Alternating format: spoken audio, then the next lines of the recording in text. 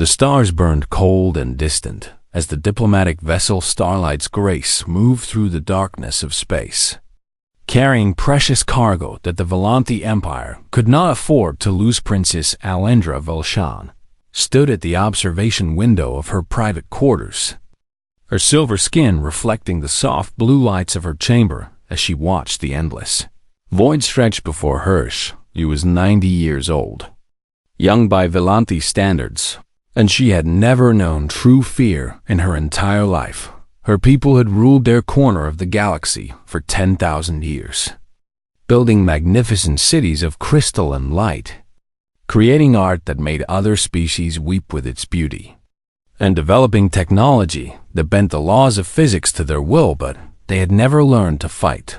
The Volanthi were scholars and diplomats, artists and dreamers, and they had always believed that wisdom and culture would protect them from the darkness between the stars. They were wrong. The Korax swarm had emerged from the void 6 months ago, a species of insectoid predators that knew only hunger and violence, and they had torn through 3 Volanthi border colonies before anyone could respond. Now the Empire was desperate, and Princess Alindra had been sent to negotiate a protection treaty with the one species in the galaxy that might be able to help them. The Humans Alindra had studied the Terran Coalition before this journey, reading everything the Volanthi archives contained about this strange young species from a world called Earth. They were barely 3 centuries into their spacefaring age, a mere blink of an eye compared to the ancient Volanthi civilization. They came from what galactic scholars called a death world, a planet of extreme weather, dangerous predators, and constant struggle for survival. Everything about them should have made them primitive and weak. But somehow the opposite was true. Humans had something that no other species in the known galaxy possessed, an inexplicable talent for violence combined with an even more inexplicable capacity for compassion. They would fight and die for strangers, for ideas, for causes that had nothing to do with their own survival. The Volanthi did not understand them, but they needed them. A soft chime announced a visitor at her door, and Alindra turned away from the stars to grant entry. Her chief handmaiden Valara entered with a graceful bow, her own silver features tight with poorly hidden nervousness. "Your Highness, the captain wishes me to inform you that we will reach Terran space within 12 hours. "Thank you, Valara," Alindra replied, her voice carrying the musical tones common to all Volanthi speech. "Is there something else troubling you?" Valara hesitated, her golden eyes darting toward the door before she spoke again. "The human, Your Highness, the exchange officer. He's been pacing the corridors for the past 3 hours, and he refuses to rest." Alindra allowed herself a small smile at this new Sergeant Marcus. Cole had been assigned to the Starlight's Grace as a cultural liaison, a gesture of goodwill from the Terran Coalition. Before the formal negotiations began, the Volanthi crew had treated him like a curiosity at first, a primitive creature from a savage world who somehow managed to speak and dress himself without assistance. They did not know what to make of his scarred face, his watchful eyes, or the way he moved through the ship like a predator trapped in a cage. Alindra herself had spoken with him only twice. Brief conversations about Terran customs and Volanthi protocol. But she had noticed something in those exchanges that the others had missed. Marcus Cole was not pacing because he was restless. He was pacing because he was worried. "I will speak with him," Alindra decided, moving toward the door. "Perhaps I can ease whatever concerns trouble him." She found the human on the observation deck, standing before the great windows with his hands clasped behind his back and his eyes scanning the stars with an intensity that seemed almost painful. He was not a tall man by human standards, but he carried himself with a quiet confidence that made him seem larger than his physical form. His face bore the marks of old wounds, pale lines crossing his dark skin like a map of battle survived, and his brown eyes held a weight that spoke of things seen and endured. "Sergeant Cole," Alendra announced her presence with a gentle tone. "I am told you cannot sleep." Marcus turned to face her, his expression shifting from alert tension to careful respect in the span of a heartbeat. "Your Highness." He greeted her with a slight bow, the gesture still awkward despite weeks of practice. "I apologize if my movements have disturbed anyone." "They have not," she assured him, coming to stand beside him at the window. "But I find myself curious about what keeps a human soldier awake when he should be resting." Marcus was quiet for a long moment, his eyes returning to the stars beyond the glass. "Permission to speak freely, Your Highness?" "Granted." "Something feels wrong," he said, his voice low and rough. "I cannot explain it better than that, but I have learned to trust my instincts over the years. And right now they are screaming at me." Alendra studied his profile, noting the tight set of his jaw and the way his hands had curled into fists at his sides. "Our escort ships report no threats," she offered. "The Korax have never ventured this close to Terran space." "Never is a dangerous word, Your Highness." Before she could respond, the ship lurched violently beneath them, throwing Alendra against the window as alarms began to shriek throughout the vessel. Marcus moved faster than she would have thought possible, his body placing itself between her and the glass as the stars outside were suddenly filled with fire and shadow. "Contact!" Someone screamed over the ship's communication system. "Korax vessels emerging from hidden positions. They were waiting for us." Through the window, Alendra watched in horror as the escort ships that had protected them were torn apart in seconds, their elegant hulls crumpling like paper beneath the savage assault of the Korax warships. She had never seen death before. Not real death. Not the violent and sudden ending of lives that had existed moments earlier. Now she watched hundreds of her people die in the cold darkness of space, and she could not look away. "Your Highness, we need to move." Marcus was pulling at her arm, his voice cutting through the shock that had frozen her in place. "Now." The ship shuddered again as something struck it, and Alendra could hear screaming from somewhere below them. Screaming that was cut short in ways she did not want to understand. Marcus did not wait for her to respond. He simply grabbed her and began running, dragging her through corridors that had become nightmares of smoke and flickering lights. Volanti guards rushed past them, their ceremonial weapons raised against an enemy they had never been trained to fight. And one by one, they fell to the Korax boarding parties that had breached the hull. Alendra saw them die. These men and women who had sworn to protect her. And she felt something break inside her chest as their silver blood painted the walls of her ship.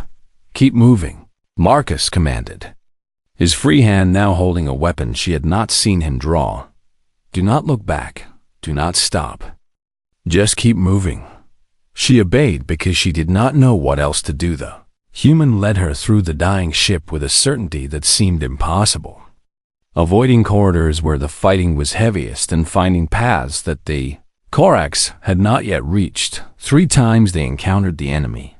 3 times Marcus put himself between the princess and death. And 3 times he emerged covered in more blood, but still standing. Glenera realized that she was seeing something that her people had only read about in their archives. Something that the Volanthi had thought was exaggeration or myth. She was seeing a human fight when they finally reached the escape pod bay. Marcus was bleeding from 3 separate wounds, but he did not seem to notice or care. He pushed her into the nearest pod and began the launch sequence with hands that did not shake despite everything that had happened. "What about the others?" Alendra demanded, her voice breaking. "What about Valara and the captain and everyone else?" Marcus met her eyes for just a moment, and in that moment she saw the truth that he would not speak. There were no others, not anymore. "Hold on," he said instead. And then the escape pod launched into the darkness, leaving behind the burning wreckage of the Starlight's Grace and everyone aboard her as the pod tumbled through space. Alendra finally allowed herself to weep for all that she had lost in a single terrible hour. the human beside her said nothing. He simply placed one blood-covered hand on her shoulder and let her cry. Watching the stars for threats with eyes that never stopped moving, she did not know it yet. But this moment would change everything. This human, this primitive soldier from a death world, would become the reason she survived, and nothing in the galaxy would ever be the same again. The escape pod crashed through the canopy of an alien jungle and buried itself in thick mud that smelled like rotting vegetation and something worsey. Lindra woke to pain and confusion, her body aching from the impact and her mind struggling to understand where she was and what had happened. Then she remembered, and the grief hit her like a physical blow. The ship was gone, her people were dead, and she was lost somewhere in the unknown reaches of space with nothing but a damaged escape pod and a wounded human soldier. Speaking of the human, where was he? She found Marcus outside the pod, already working despite the blood that still seeped from his wounds, pulling supplies from the wreckage and sorting them into piles with quick efficiency. "Good. You are awake," he said without looking up. "How do you feel, Your Highness?" "I am alive," she answered, not sure what else to say. "Where are we?" "Vareth 9, according to the pod's navigation system before it died. An uncharted jungle moon in the outer territories. No known settlements, no communication relays. No rescue coming unless someone finds our signal." His words were blunt and hard. But Alindra appreciated the honesty more than she would have expected. She had been surrounded by courtiers her entire life. People who softened bad news and hid ugly truths behind beautiful words. But Marcus Cole did not seem to know how to do that. "What do we do now?" she asked. Marcus finally looked at her, his brown eyes assessing her condition with the same quick efficiency he had applied to their supplies. "Now we survive," he said. "The Korax will be hunting for us. They saw the pod launch, and they will want to make sure no one escaped to tell the story. So we need to move fast and move smart. I do not know how to survive in a jungle," Alindra admitted. "Feeling useless and small. I do not know how to do any of this." "Then I will teach you," Marcus replied. And there was no judgment in his voice, no contempt for her ignorance. First lesson in a survival situation. There are only 3 things that matter: water, food, and shelter. Everything else is secondary. He handed her a small pack filled with supplies and gestured for her to follow as he began moving into the jungle. Alindra had never walked on natural ground before, never felt soil beneath her feet or pushed through vegetation that seemed to grab at her clothing with malicious intent. Every step was a struggle. Every breath filled her lungs with air that was too hot and too thick and too alive with strange smells within an hour.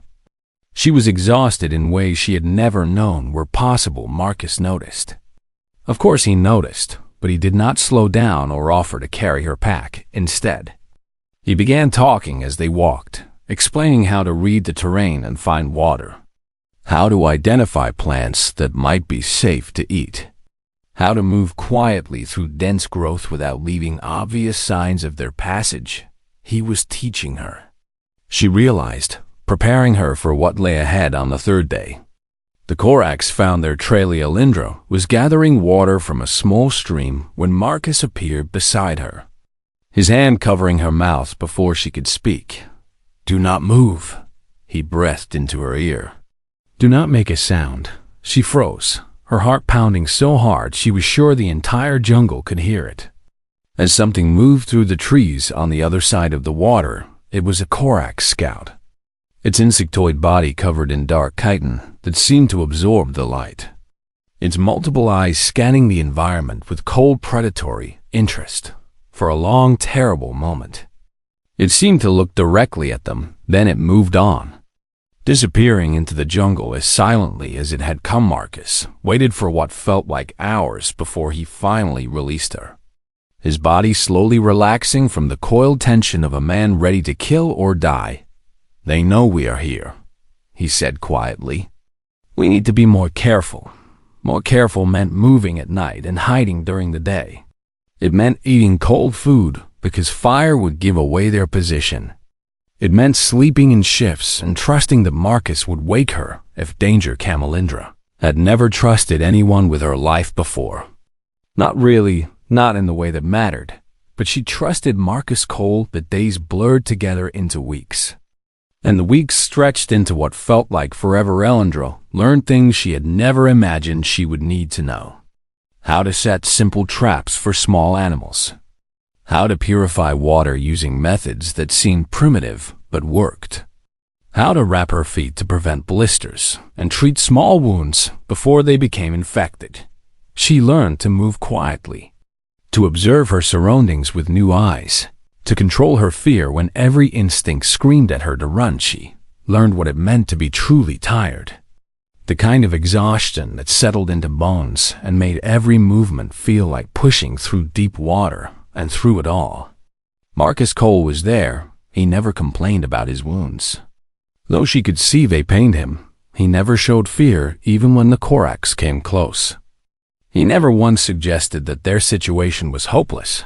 Every morning, no matter how bad the night had been, he would look at her and ask the same question.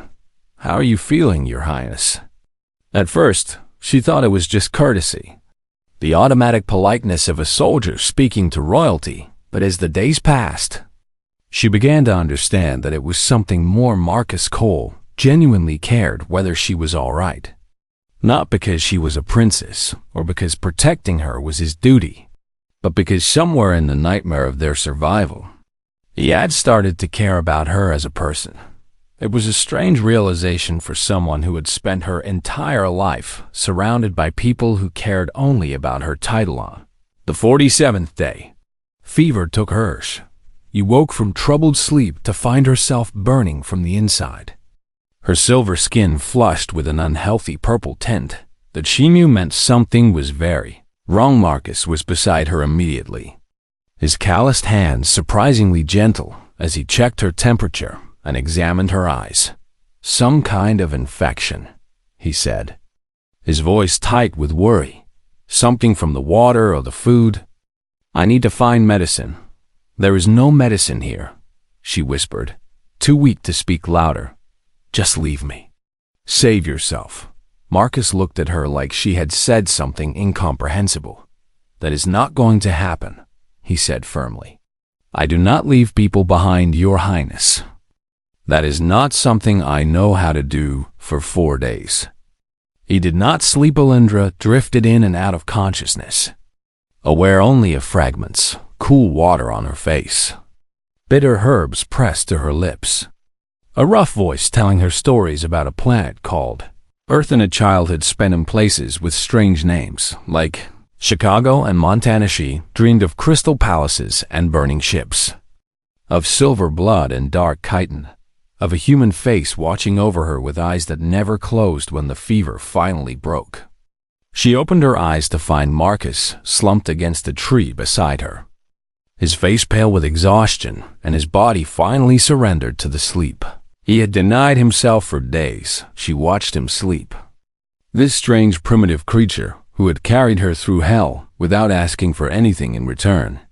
And she felt something shift in her heart. The Volanthi bonded for life.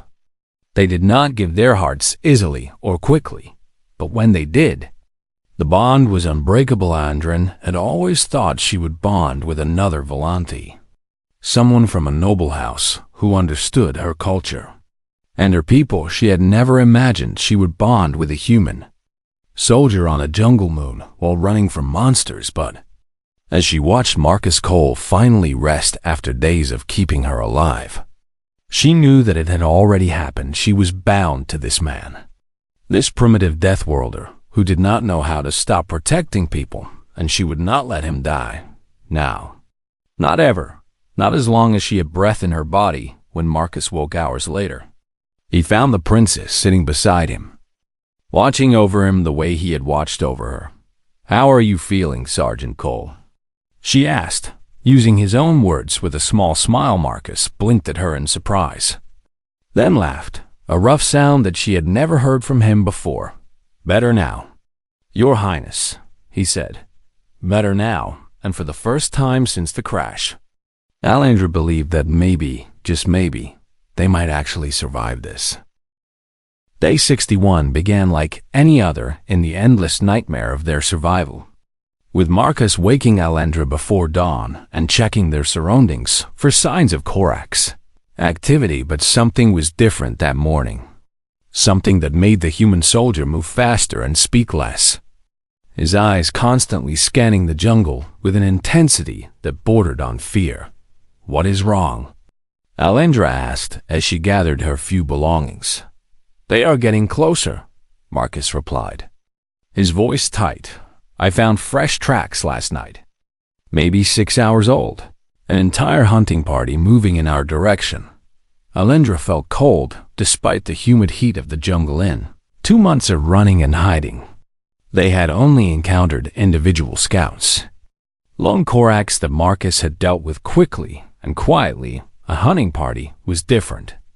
A hunting party meant dozens of the creatures working together, coordinating their movements, sharing information about their prey. "What do we do?"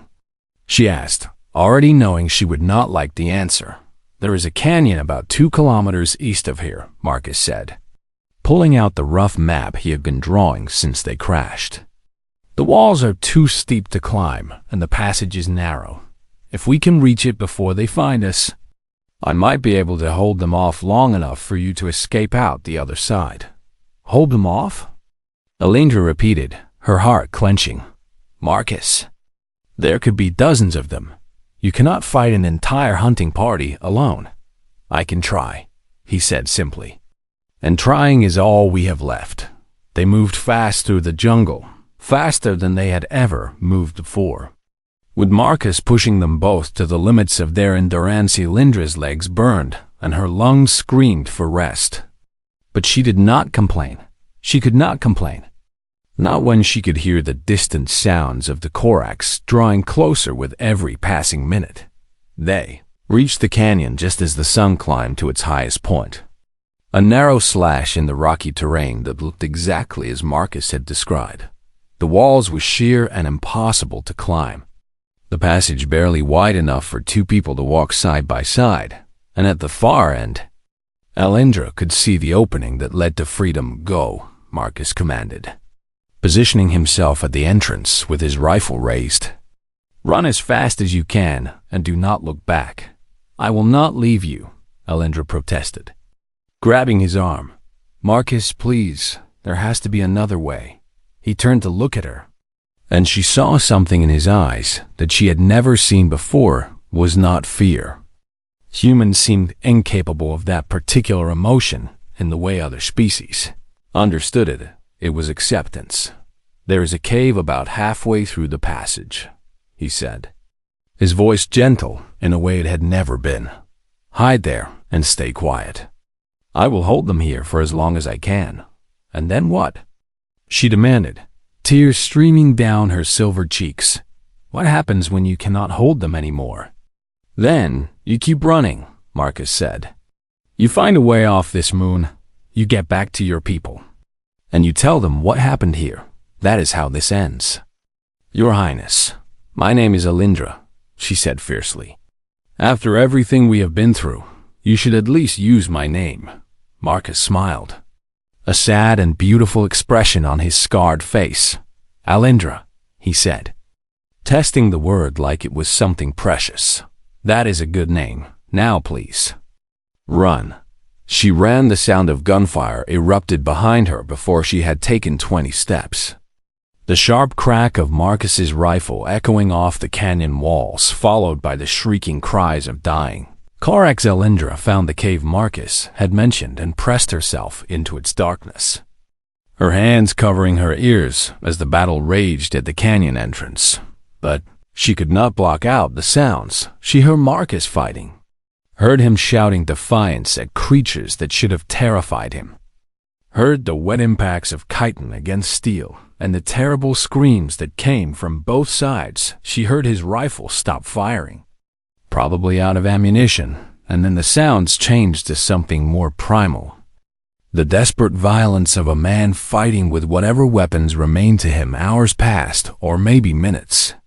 Time had lost all meaning in the darkness of that cave. Alindra wept and prayed to gods she was not sure she believed in, begging them to spare this human who had given everything to protect her. And then, finally, silence fell. She waited, too afraid to move, too afraid to hope, listening for any sound that might tell her what had happened when no Korax came hunting through the canyon. She finally gathered the courage to leave her hiding place and walk back toward the entrance. The smell hit her first. The copper stink of blood mixed with something stranger. The acidic scent of Korax fluids. Then she saw them. 17 Korax bodies lay scattered across the canyon floor.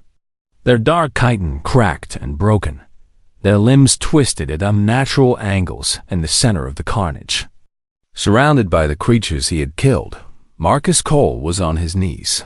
His rifle lay broken beside him, his combat knife buried in the skull of the closest corpse, and his body was covered in wounds that made Alindra cry out in horror.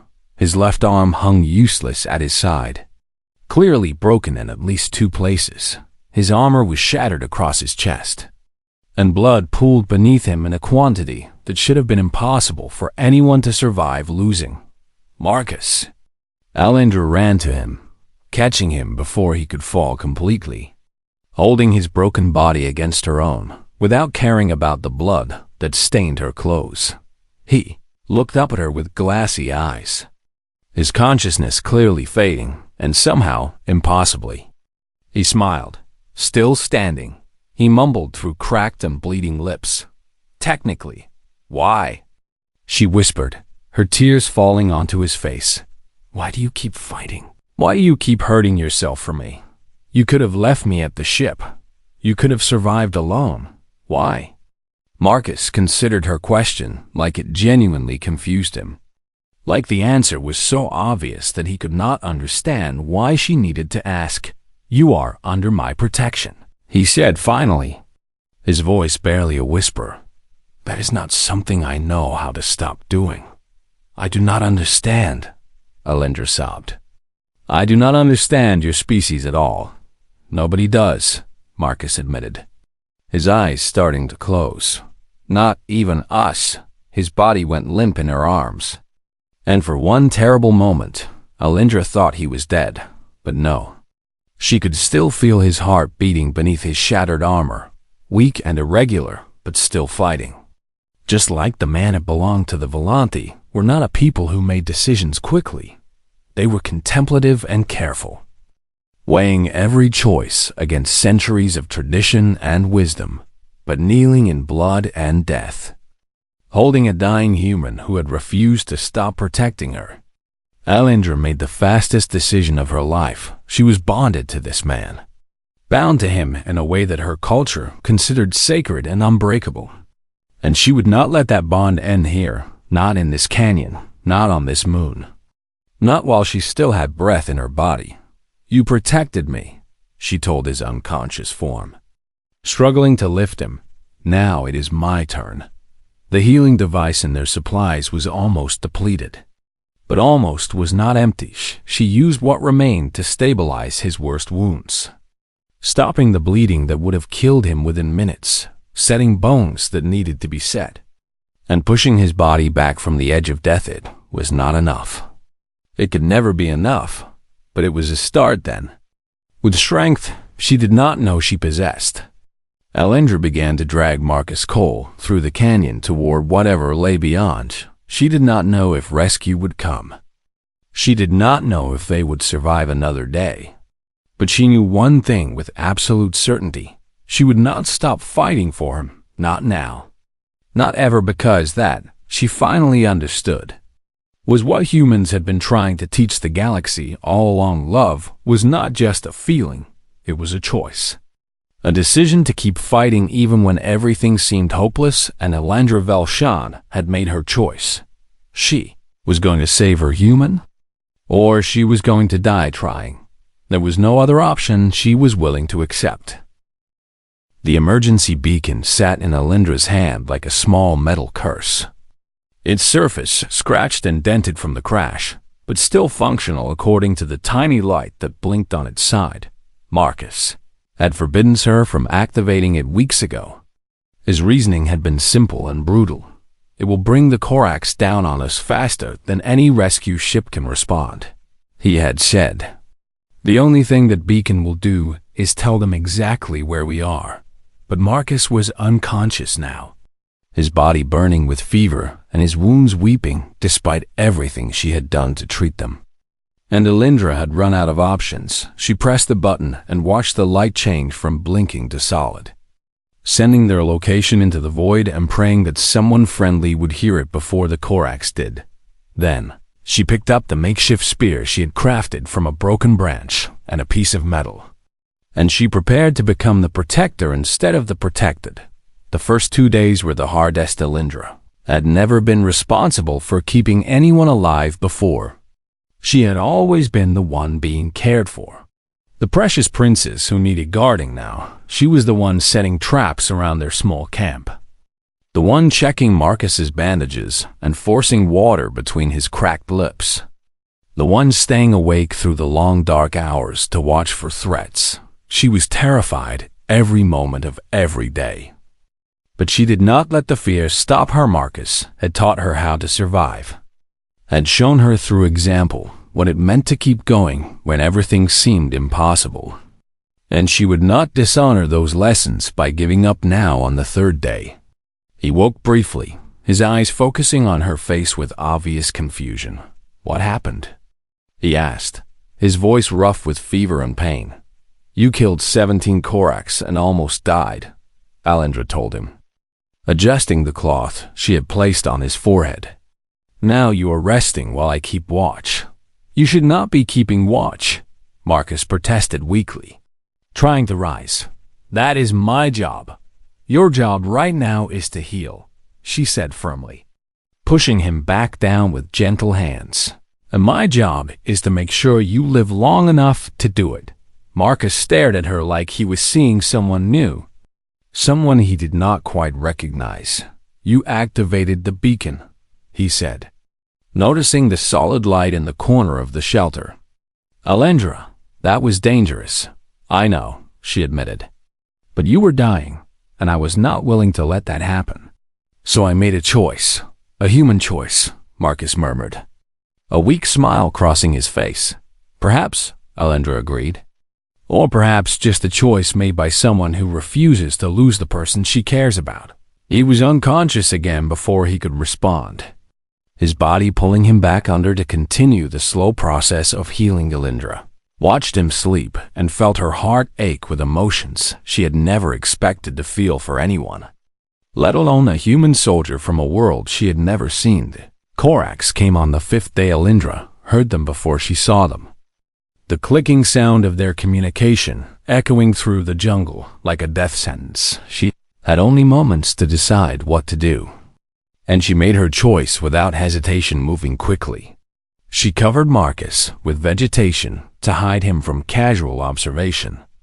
Then she grabbed her spear and moved away from the camp, making noise as she went. If the Corax were going to find someone, it would be her. She would lead them away from Marcus or die trying. The chase lasted for hours, with Alindra using every trick Marcus had taught her to stay ahead of her pursuers while drawing them further from the man she had sworn to protect. She set off the traps she had prepared, killing 2 of the creatures and wounding a 3rd.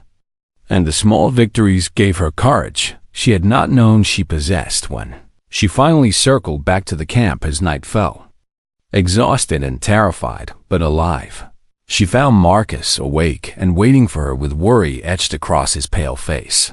"Where were you?" he demanded, his voice stronger than it had been in days.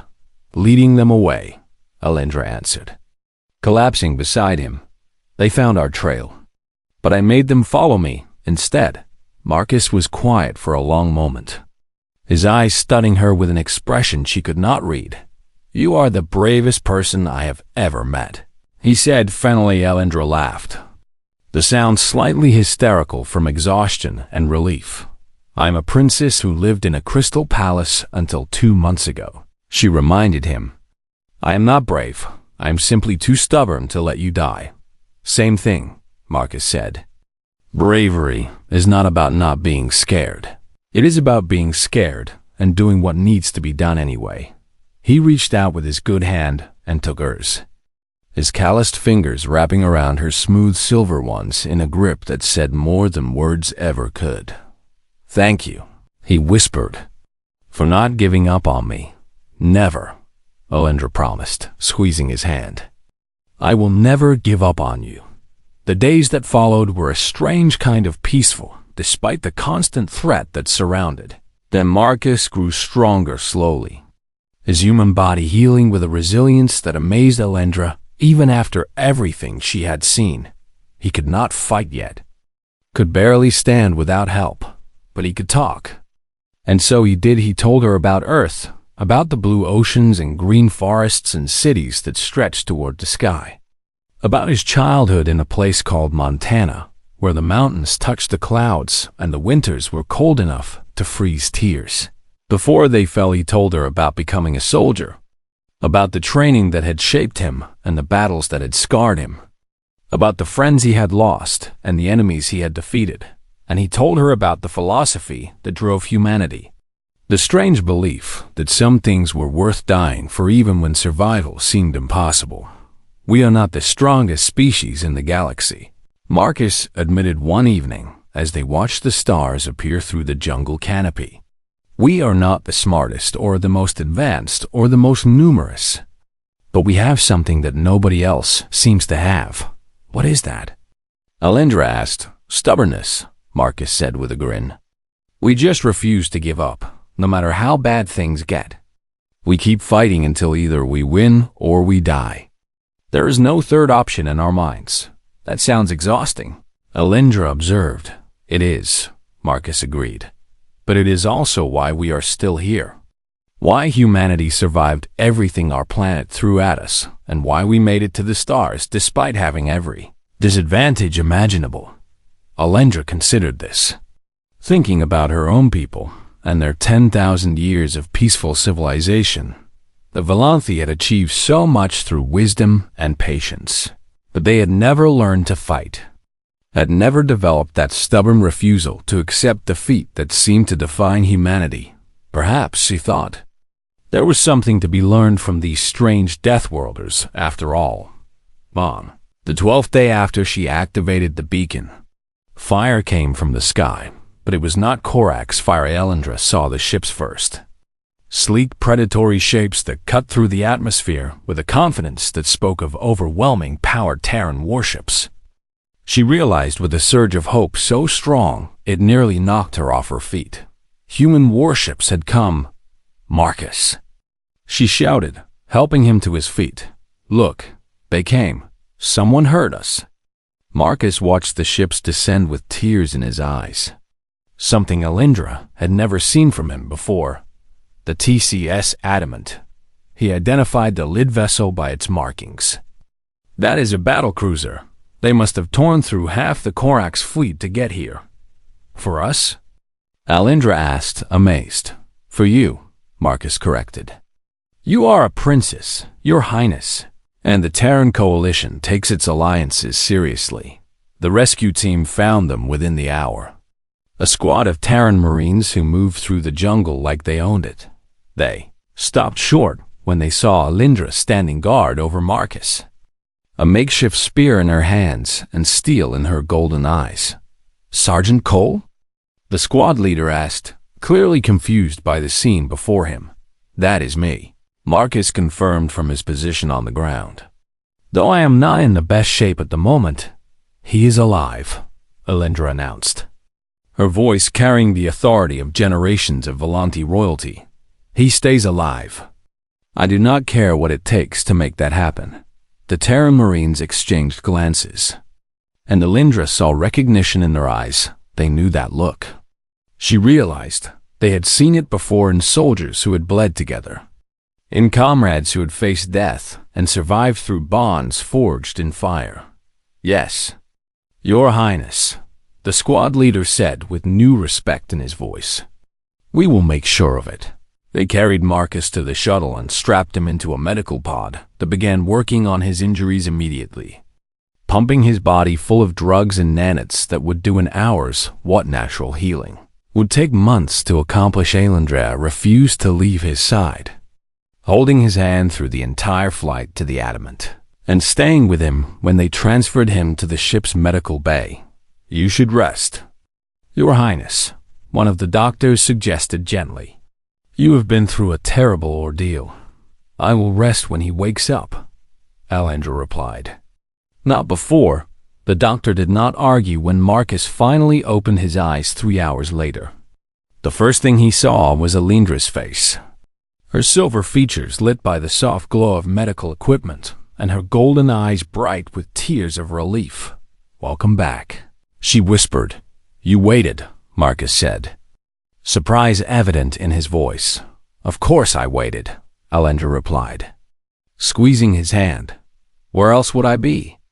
Marcus smiled, and despite everything they had been through, despite all the pain and fear and loss, Alindra thought it was the most beautiful thing she had ever seen. They had survived.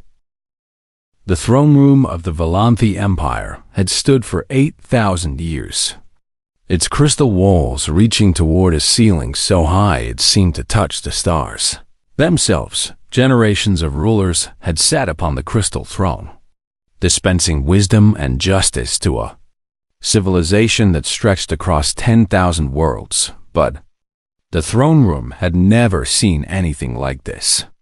The Empress Salithia Velshan sat upon her ancient seat with perfect stillness, but inside she was trembling with emotions that threatened to shatter her legendary composure. 47 days she had believed her daughter dead, 37 days of grief so profound that it had transformed her from a gentle scholar empress into something with claws and teeth. She had done things in those 47 days that no Volanthi ruler had done in millennia. She had gone to war. The alliance with the Terran coalition had been signed in her daughter's blood, or so she had believed. A desperate bargain made by a mother who wanted revenge more than she wanted peace. Human warships had joined Volanthi vessels in a campaign against the Korax that had pushed the swarm back across 3 sectors. Billions of the creatures had died, and Salithia had felt nothing but cold satisfaction at each report of victory. Then the message had come, transmitted from a Terran battlecruiser in the outer territories. Words that had brought the Empress to her knees in the middle of a war council. "Princess Alindra is alive. Repeat, the princess is alive and in our custody. She will be returned to you within the week." Now, that week had passed, and Salithia waited on her throne for the great doors to open and return her daughter to her arms. The court was assembled in full, hundreds of Volanthi nobles in their finest garments, watching with barely concealed curiosity as they waited to see what had become of their lost princess. Whispers ran through the crowd like wind through crystal chimes. Speculation about what Alindra had endured and how she had survived. The Empress heard none of it. Her entire being focused on those massive doors, and the moment they would finally open, a horn sounded, ancient and resonant, announcing the arrival of important guests. The doors began to move, slowly revealing the corridor beyond, and Salithia felt her heart stop beating in her chest. Princess Alindra Velshan walked into the throne room of her ancestors, and gasps echoed from every corner of the chamber. She was not the same girl who had left 2 months ago.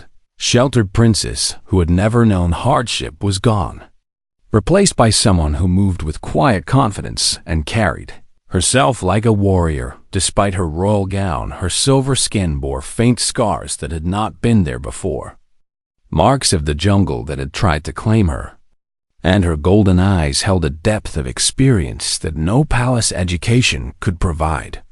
But that was not what made the court gasp behind the princess. Walking slowly but steadily in the formal dress uniform of the Terran coalition came a human soldier. He was not tall or particularly impressive by human standards, but he carried himself with a quiet dignity that commanded attention His face bore the marks of recent injuries. Healing wounds that spoke of violence survived, and his left arm was still wrapped in medical bandages that showed white against the dark fabric of his uniform, but his eyes were clear and steady as he followed the princess into the heart of Valanthe, Power Empress. Silithia rose from her throne before she realized she was moving, abandoning all protocol as she descended the crystal steps toward her daughter. She did not care about the watching nobles or the ancient traditions that demanded composure. From the imperial family, she was not an empress in that moment. She was a mother. "My child," she breathed as she reached Alindra, her hands trembling as they grasped her daughter's face. "My precious child. I thought I had lost you forever." Alindra's composure cracked at her mother's touch, tears streaming down her silver cheeks as she leaned into the embrace she had dreamed of during all those terrible days in the jungle. "I am here," she whispered. "I came back to you." "How?" Silithia demanded, pulling back to look at her daughter, to search for wounds and scars and evidence of the nightmare she had survived. "The ship was destroyed. Everyone was killed. How did you survive?" Alindra smiled through her tears, an expression that seemed to hold 1,000 memories. "Yes, Mom," she said softly, her voice carrying through the silent throne room. "I am all right." She turned her head to look at Marcus, who had stopped at a respectful distance and stood at attention despite his injuries. "I am all right because of him." The court erupted in whispers, shock and disbelief mixing with reluctant admiration as all eyes turned to the human soldier. Empress Silithia followed her daughter's gaze, studying this strange creature from a savage world who had somehow returned her child from the dead. "Tell me," the Empress commanded, her voice carrying the weight of an empire. "Tell me everything." And Alindra told her. She told the story of the attack and the escape, of 72 days surviving in a hostile jungle while being hunted by monsters. She told of a human soldier who had fought and bled and nearly died 12 times to keep her safe, who had taught her to survive when she knew nothing, who had held off an army of Koraks with nothing but a broken rifle and his bare hands. She told of the bond that had formed between them, a connection forged in fire and terror and mutual protection, a bond that the Valanthe considered sacred. The court listened in stunned silence, their understanding of humans shifting with every word. These were not primitives, they began to realize. Not savages from a death world who had somehow stumbled into civilization. These were something else entirely, something magnificent. When Alindra finished speaking, Empress Silithia was quiet for a long moment, her ancient eyes fixed on the human soldier who had given her daughter back to her. Then she did something that would be carved into Valanthe history forever, recorded in crystal archives and sung about in songs for generations to come. The Empress of the Valanthe, ruler of 10,000 worlds and one of the most powerful beings in the galaxy, walked to Sergeant Marcus Cole and bowed her head before him. The court gasped as one, scandalized by the breach of protocol. An empress did not bow to anyone, especially not to a foreign soldier of inferior rank. But Silithia did not care about protocol. Not anymore. "The Valanthe do not possess adequate words," she said softly, her voice thick with emotion, "for what you have given us. You saved my daughter when no one else could. You protected her when your own survival would have been easier. You gave her back to me when I had accepted that she was lost forever." She looked up to meet Marcus's eyes, and he saw tears streaming down her silver face. "How can I possibly repay such a debt?" Marcus shifted uncomfortably, clearly not sure how to handle the attention of an empress and an entire royal court. "I just did my job, Your Majesty," he said finally, his voice rough with emotion he was trying to hide. "She was under my protection. That is all." Alindra laughed through her own tears, a sound that seemed to brighten the entire throne room. "No," she said. moving to stand beside him and taking his calloused hand in her own smooth one. "You did far more than that.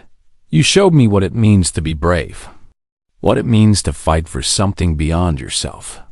What it means to refuse to give up, even when everything seems impossible." She turned to face the court, her golden eyes sweeping across the assembled nobles. "The Volanti have always believed that wisdom and culture would protect us from the darkness," she declared, her voice strong and clear. "We thought that the humans were primitives who had nothing to teach a civilization as ancient as ours. We were wrong." She looked at Marcus, and her expression softened with love that was visible to everyone present. "Humans have something that we have forgotten. Something precious and powerful that we need to learn again.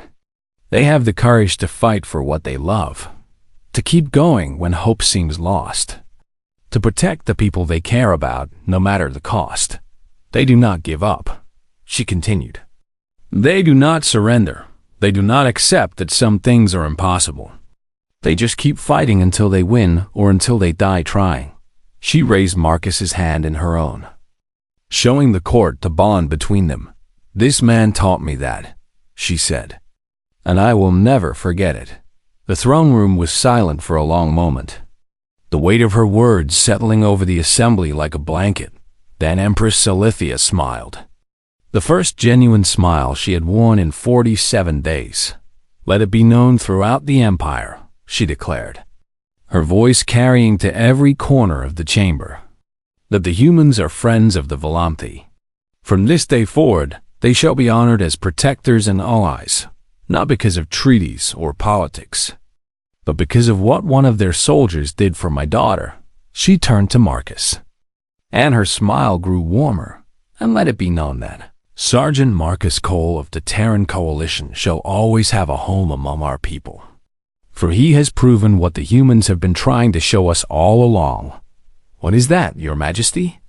Marcus asked, still looking uncomfortable, with the attention, but no longer trying to hide from it, that the measure of a species is not in how much they can build, or how long they can live, or how advanced their technology can become, Silithia replied. "It is in how they treat those who need them, how they fight for those who cannot fight for themselves, how they love when it would be easier not to." She placed her hand over her heart in the traditional Volanti gesture of deep respect. "The humans stay," she said, her voice filled with wonder, "when anyone else would leave.